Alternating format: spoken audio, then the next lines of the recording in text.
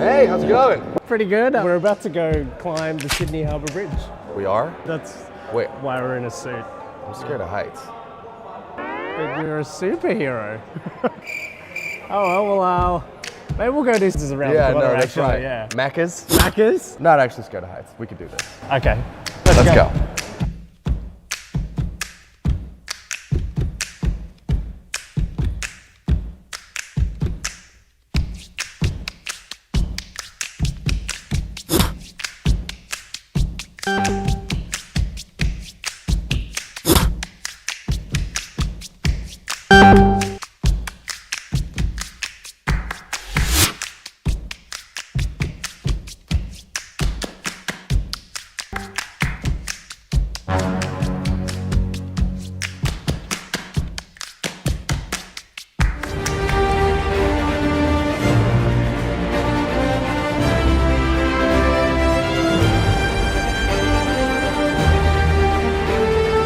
$54 meters up.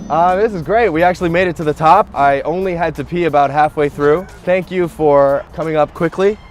And now I'm gonna go back down. Goodbye. Oh, wait.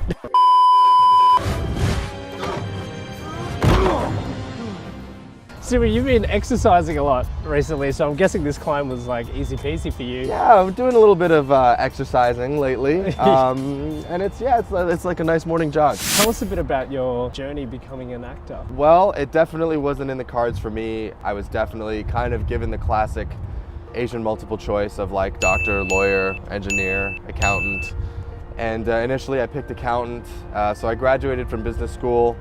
I started working at a big four firm and then kind of just woke up every day miserable and really kind of didn't feel the job. Ended up getting laid off probably about 8 months in.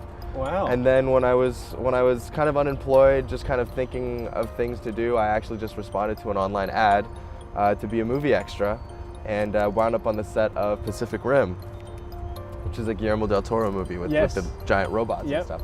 And it was such a fun, experience for me that I didn't really have a long-term plan, but I just thought, hey, I really loved doing this, so why not just kind of keep doing it for a while and just kind of see what happens. So basically, I just kept going online.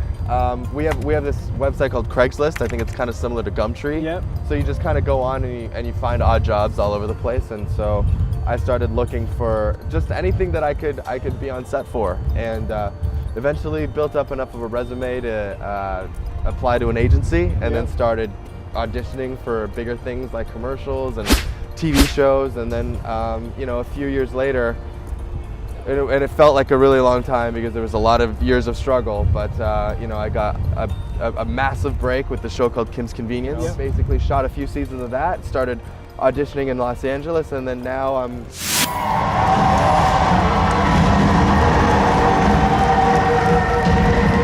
Your parents must be really proud of you.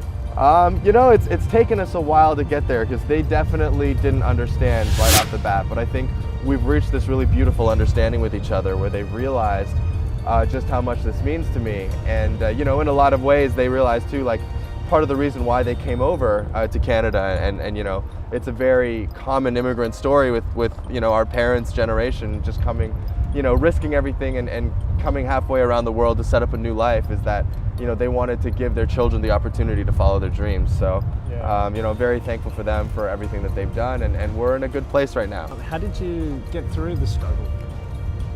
That's a really, really good question. I mean, look, I'm not gonna lie, there's a lot of nights where I would just lie awake in bed and I would be so frustrated at not being able to be where I want to be in my career and the progress. I mean, I took every odd job that I could possibly have gotten just to be able to sustain myself in the early years, right? So I dressed up as Spider-Man for kids' birthday parties, and I, handed out, dog food samples on the side of the street. Wow. But it was all, I just had this feeling that I was doing what I was meant to be doing, and that someday if I just worked hard enough and I did the right things and I had perseverance and patience, that it would pay off. And so that's the best advice that I can really give to anybody. What are your thoughts of living in LA at the moment? Yeah. I gave up my place in Toronto, where I'm originally from. I don't really have a place in LA, so I'm just kind of like wandering, and that's kind of a really cool place to be, because I'm starting to realize just how much stuff I thought I needed, but don't actually. Yeah. And you know, you can actually get by with very little. You know, you being just, minimalistic. yeah, and it's actually kind of a better way to live. Yeah, wow. Yeah. If I could live anywhere in the world, I think I'd live right here. Yeah. That's not a biased or coerced answer at all. Yeah. Just right here. Oh God. Sydney, I think truly is a city of many, many cultures. Like when I walk through, you know, whether it's Chinatown or you know, anywhere around the area, I hear so many different languages and I see so many different kinds of faces, and it truly feels like a global city. On top of that, you got some of the best views I've ever seen in my entire life. The Opera House is just gorgeous, and you know, I couldn't be happier to be here. I mean, it's such a crazy story, and I still wake up every day kind of pinching myself a little bit, but you know, I'm just gonna make the best of it and try to do the best job that I possibly can, you know. Is there something that you learned out of your accounting years that you've taken into your new career? Like lessons in the corporate world? Oh. I've done my own taxes like a couple of times. Okay, yeah. Generally, this is not to knock on any accountants out there, because I just couldn't do it, but I spend my time trying to actively not think about accounting as much as I can. Yeah. So that's my answer to that. Okay. I know you love basketball. I do. I'm something of an aficionado. If you could choose to be a pro basketball player. Got it, yeah. Or something else. Yeah. So what would you choose? Look. You had to switch. You can never go back. Andy, if I was born, you know, with God-given talents, like if I was like 1.9 meters or above and actually coordinated, I would love to be a pro baller. You know, one of my really good friends, Jeremy Lin, is you know, is one of kind of, first of all, he's an inspiration to Asian Americans, Canadians, Australians, and just Asian people everywhere. Just people everywhere. Yeah. You know, he's got such an incredible story, but he's also just such a down-to-earth, humble, and kind person. Yeah. And you know, I would love to be a pro basketball player. I don't think I could do it as well as he does it, and carry it as well as he does, though. Right. Where were you when Toronto won? I was in Toronto. Okay. I basically mortgaged my house to buy finals tickets. Oh. And the streets were unlike anything you've ever imagined. Like, I've never seen the city kind of light up the way that it did. A, the day that we won the championship, and B, the day that we had our parade. It was like 2 million people showing up in the streets, and you just, like, as far as the eye could see. So I was lucky enough to be on the championship float because Jeremy invited me on. Oh, man. And it was just seas and seas of people wherever we were going, and everybody just turning out and supporting the team, and it was just such an incredible moment for the city. Wow. What was it like to hold the... Were you able to hold the... I was not able to hold it. You know, they gave it to, you know, Kyle Lowry pretty much hogged it the whole time. So not that I blame him. I mean, he definitely deserves it. But yeah, it was a crazy day. We're going to try some Australian snacks. This is perfect because I haven't had anything to eat yet. Let's get the Vegemite out of the way. All right, we'll start with the Vegemite. I'm seeing what it is. I know for sure.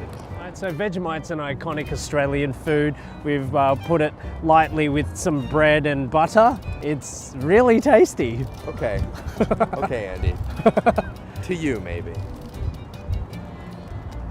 Mmm. A few moments later. You know what? It grows on you. I will say that one time that I put it, it's not bad. Wasn't terrible. Okay, out of 10? Yes, 6. All right, well, we'll go to something tasty now. Okay. These are iconic snacks called pizza shapes. Pizza shapes? Pizza shapes. Pizza flavored shapes. Oh, yeah. Yep. I definitely taste the pizza. Oh, yeah? I like carbs. Yeah. This is why these few weeks have been incredibly difficult. That was very tasty. Yes, fairy bread. Oh, yeah. This is like a canteen classic favorite. Okay. It's quite sugary on top. It's got different rainbow colors on there. And let's take a look at that. Yeah. Wait, so is this just sprinkles on bread? Maybe. But okay. It's... yeah. I'm with it. Oh, it's falling everywhere. Tastes about what you would expect. It's like a sparkly donut cake. Yeah. Oh, it's great. Do you prefer desserts or savory? What do you think? Okay, all right, yeah. a bit. Oh, there. thank So you. I got that. Thank you. Tim Tams. Tim Tam. Yep. Yep. Tim Tams is like, yeah, again, iconic Australian food. I'll eat those. Solid. Yeah. Had the Tim Tam flair. Yep. Look at this. Yep. You get a little. Yep, nailed it. We're gonna move on to a Lamington mini cake here, and it's got little coconut pieces and stuff on top of it. It's quite mushy and spongy, so Got it. this is, again, a school classic. That's good. I love how spongy it is. Yeah, definitely a cake person. I am. I'm a cake person. Yeah, cool. Cake and ice Awesome. cream and all of the unhealthy things in life. Final treat today, we've got some jerky. This is kangaroo jerky. What? Kangaroo jerky. Yeah. Why'd you have to tell me that, man? Yeah, we actually eat some of the animals that are on our emblem, I believe, so. That's weird, Australia. I'm gonna be a good sport, even though I love kangaroos. But you've had this? I haven't had this, but, But you've eaten kangaroo. I before? haven't. It's low in fat and it's high in protein, so you can actually find it in supermarkets and stuff, so. Okay.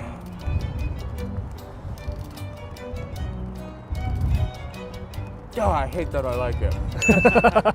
It's so flavorful. I'm gonna grab another one. Kangaroo jerky. Yeah, Way to end on such a damper. we should end it on the shapes. I really enjoyed it. Okay. I have to very sadly give it like a solid 9. Wow. It's very tasty. Simu, thank you so much for trying Australia. Oh, thank you so much for bringing all of it up. All right, All right. we're gonna get down now. Yes, we do. I really have to pee.